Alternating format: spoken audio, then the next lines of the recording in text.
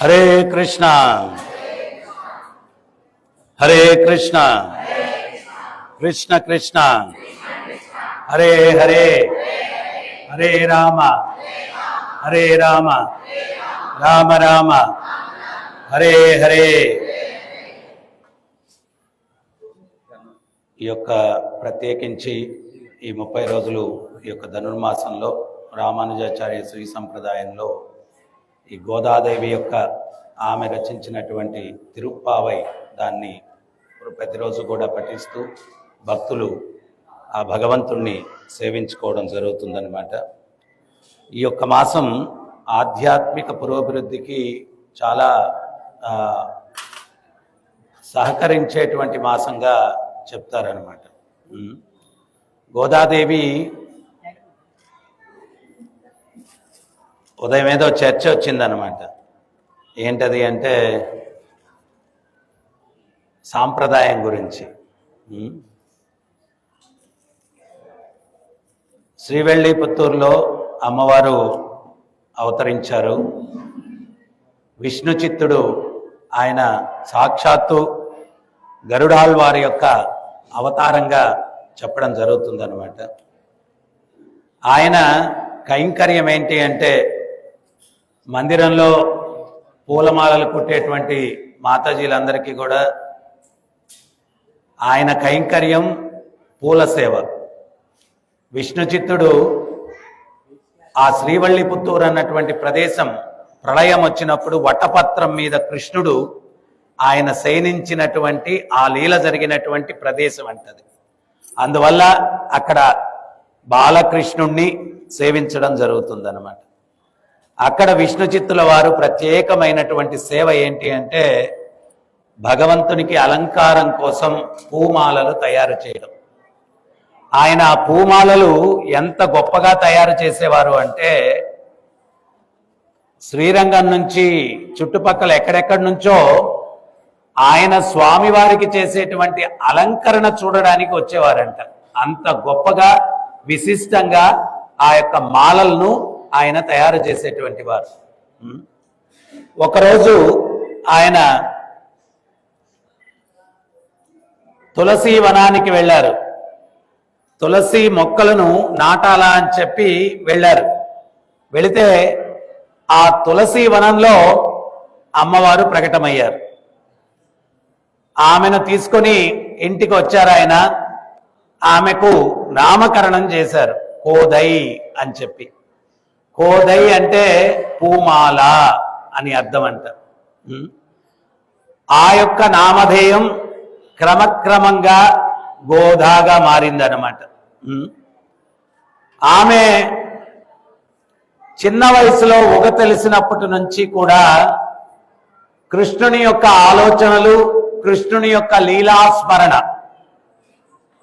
మనం ఏంటి అంటే భక్తులు ఏ రకంగా కాలాన్ని గడపాలా, ఇంతకుముందు ఆచార్యులు భక్తులు వీళ్ళందరూ కూడా వాళ్ళ సమయాన్ని ఏ రకంగా గడిపేవారు అంటే కొంచెం సమయం దొరికితే ఆ భగవంతుడి లీలల మీద ధ్యానం ఉండేటువంటిది వాళ్ళకి.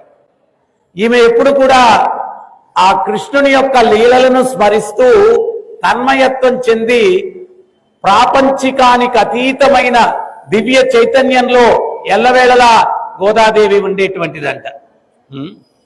ఈ విష్ణు చిత్తుల వారు ఆయనే పెరియాళ్వారు. సో ఆయన ఈ యొక్క మాలలు చక్కగా తయారు చేస్తే ఈమె ఆ కృష్ణునితో ఎంత మమేకమైనటువంటి భావన అంటే ఈ మాలలు భగవంతునికి అర్పించినప్పుడు అవి సుందరంగా ఉన్నాయా లేదా అని చెప్పి మొదట ఆమె అలంకరించుకొని అద్దంలో చూసుకొని అప్పుడు ఆ మాలలు అక్కడ పెట్టేదంట. మాలలు ఆమె అలంకరించుకునేదంట. అది చూసుకొని అప్పుడు ఆమె రూపంలో కృష్ణుణ్ణి చూసుకునేదంట అద్దములో. ఓ, ఈ మాల చక్కగానే ఉంది. అప్పుడు అవి పంపించేదంట. ఒకరోజు ఆళ్వార్ వారు విష్ణు చిత్తుల వారు తీసుకెళ్లారు. ఆ మాలలో ఒక పెద్ద వెంట్రుక ఒకటి కనిపించింది అనమాట. ఇదేంటిది మాలలో వెంట్రుక కనిపించింది అని చెప్పి ఆయనకు అర్థం కాలేదు. వచ్చిన తర్వాత గమనించాడు ఏం జరుగుతా ఉందా అని. ఈయన మాలలు తయారు చేసి అక్కడ పెట్టి ఆయన తీసుకెళ్ళడానికి సిద్ధమయ్యే లోపల కుమార్తె ఈమె చక్కగా అలంకరించుకొని తీసి అక్కడ పెడుతూ ఉందన్నమాట. అప్పుడు ఈయన అపచారం జరిగిపోయిందని చాలా చాలా కలత చెందారంట. కలత చెందితే అప్పుడు విష్ణుచిత్తుల వారికి ఆ రోజు స్వప్నంలో సాక్షాత్తు రంగనాథుడు వచ్చాడంట. వచ్చి చెప్పాడంట, అయ్యా నువ్వేం కలత చెందద్దు, నీ కుమార్తెగా అవతరించినటువంటి గోదాదేవి ఎవరో తెలుసా? భూమాత యొక్క అవతారమే, భూదేవి యొక్క అవతారమే. ఆమె ఆ మాలలు అలంకరించుకున్నది అని నువ్వు కలత చెందుతూ ఉన్నావు, కానీ నేను ఆమె అలంకరించుకొని నాకు పంపించకపోతే నేను కలత చెందుతానని భగవంతుడు చెప్పాడంట. ఆమె అలంకరించుకొని నాకు పంపకపోతే నేను కలత చెందుతాను, నీవేమీ కలత చెందొద్దు, పంపించు అని చెప్పాడు. సో ఇక్కడ మనం గమనించాల్సింది ఏంటి అంటే, ఆమె జీవితం అంతా కూడా గోపీ భావనలో గడిపిందనమాట. ఆ కృష్ణుని యొక్క లీలలే స్మరణ, ఇంకా వేరే లేదనమాట.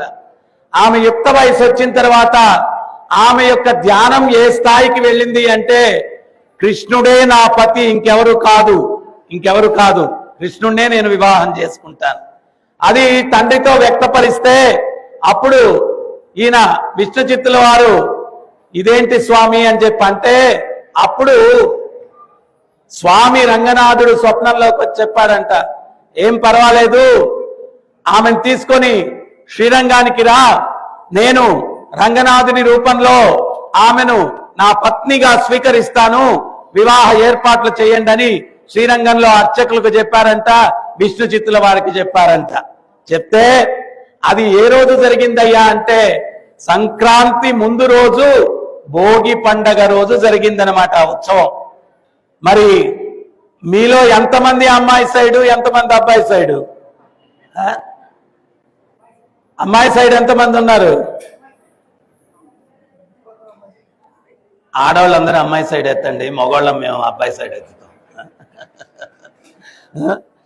సో శ్రీవల్లిపుత్తూరులో ఉన్నటువంటి భక్త జన సందోహం అంతా కూడా అమ్మవారిని సిద్ధం చేసుకొని గోదాదేవిని బయలుదేరి శ్రీరంగానికి వెళ్లారంట.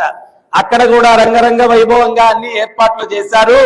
చేస్తే అమ్మవారు శ్రీరంగ ధామంలోకి ప్రవేశించిన తక్షణమే ఆమె ఆ రంగనాథుని యొక్క దివ్యమంగళ రూపంలోకి వెళ్ళిపోయి లీనమైపోయిందంట గోదాదేవి. ఈ యొక్క భోగి పండగ దినాన దాన్ని పురస్కరించుకొని ఈ యొక్క వైష్ణవ ఆలయాల్లో అన్నిటిలో కూడా ఈ రోజు ప్రత్యేకంగా ఆ గోదాదేవి కళ్యాణాన్ని జరుపుకుంటారు. ఆ యొక్క మహద్భాగ్యాన్ని శ్రీల ప్రభుపాదుల వారి అనుగ్రహం వల్ల మనకి ఇక్కడ వెంకటేశ్వర స్వామి వెలవడం వల్ల మనం కూడా ఈ రోజు దాన్ని పురస్కరించుకొని ఈ యొక్క గోదా కళ్యాణాన్ని చేసుకుంటూ ఉన్నాం అన్నమాట. ఈ వెంకటేశ్వర స్వామి ఉత్సవ విగ్రహాలు తేవడానికి నేను వెళ్ళినప్పుడు చాలా దుకాణాలు చూసాం, కానీ ఒక భక్తుడు నాకు తెలిసిన ఒక దుకాణం ఉంది, అక్కడికి వెళ్దామని చెప్పి తీసుకెళ్లారు. వెళ్తే అక్కడ ఇంత సుందరంగా స్వామి అమ్మవార్లు ఎదురుగానే ఉన్నారన్నమాట.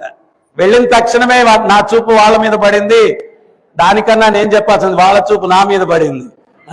సో నేను ఈ విగ్రహాలు కావాలా అని చెప్పి తీసుకొని వచ్చాను. చూడండి స్వామి ఎంత సుందరంగా ఉన్నారో, ఎంత అద్భుతంగా అమ్మవార్లు ఉన్నారు. సో వాళ్ళు ఇక్కడ వచ్చి కొలువయ్యారు. తర్వాత ఈయన ఒక్కరోజు బ్రహ్మోత్సవం అన్నారు. ఈ రోజు సంకల్పం చేద్దాం, మనం వచ్చేటువంటి దసరాకి వెంకటేశ్వర స్వామికి 10 రోజులు మనం కూడా ఇక్కడ బ్రహ్మోత్సవాలు చేస్తాము. సో ఈ సంవత్సరం నుంచి వెంకటేశ్వర స్వామి బ్రహ్మోత్సవాలు మనకు కూడా ఇక్కడ జరుగుతాయి. రంగరంగ వైభవంగా తిరుమలని మైపరిపించేటట్టు కూడా మనం ఇక్కడ ఆ వైభవం చేయాలా అని చెప్పి నేను సంకల్పం చేస్తూ ఉన్నాను. సో ఈరోజు మన అదృష్టం, స్వామివారు ఎంతో మంది వ్యక్తులకు పెళ్లిళ్ళు జరుగుతూ ఉంటాయి. ఇది ఎవరికి దొరికే భాగ్యం? స్వామికి మనం అందరం కలిసి ఆయనకి వివాహ కార్యక్రమాల్లో మనం పాలు పంచుకొని ఆయన యొక్క వివాహ మహోత్సవంలో మనం కూడా కొంతమంది ధర్మకర్తలయ్యారు, కొంతమంది ఏమో కుటుంబ సభ్యులు అయిపోయారు, కొందరు శ్రీవల్లిపుత్తూరు నుంచి బయలుదేరి వచ్చారు, కొందరు శ్రీరంగం నుంచి వచ్చారు. అందరూ ఇరు వర్గాల వారు కూడా ఈ గోదావరి తీరంలో ఇస్కాన్ మందిరంలో చేరాము.